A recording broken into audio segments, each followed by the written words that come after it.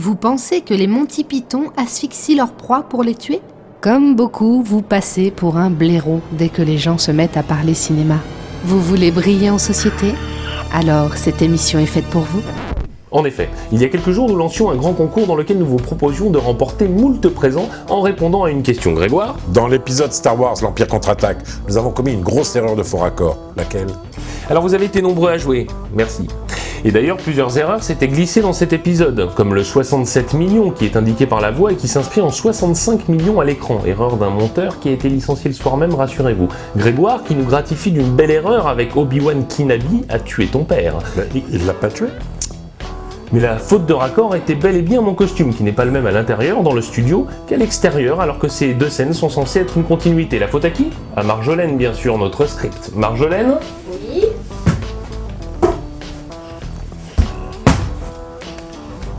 Réduction budgétaire. C'est bon, t'as vu, tu peux y aller. Merci. À gauche ! À gauche ! Voilà, c'est tout. Oh, c'est pas bien ce que vous faites, coach. Il y a des aveugles qui peuvent nous regarder. Vous nous écoutez. Alors que les gagnants se rassurent, ils seront bientôt contactés par Allociné pour recevoir directement chez eux leur joli cadeau. En attendant, mon petit Grégoire, de quel film allons-nous parler ? Dirty Dancing. Réalisé avec un petit budget et des acteurs alors très peu connus, Dirty Dancing reste un incroyable succès dont les femmes romantiques parlent encore aujourd'hui. Saviez-vous que le réalisateur Émile Ardolino fait une apparition dans la scène qui précède celle où Johnny va chercher Penny dans la cuisine ?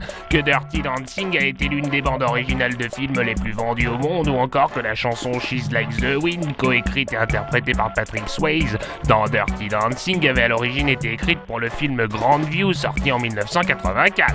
Saviez-vous également que la production pense à confier le rôle à Val Kilmer qui refusa, et à Billy Zane qui ne dansait pas assez bien, que si le film fut tourné en été, la scène du lac, elle, fut tournée à l'automne, ce qui obligea la production à faire repeindre les feuilles des arbres. En regardant bien, vous remarquerez que quelques-unes ont été oubliées, ou encore que Patrick Swayze fait une petite apparition dans Dirty Dancing 2.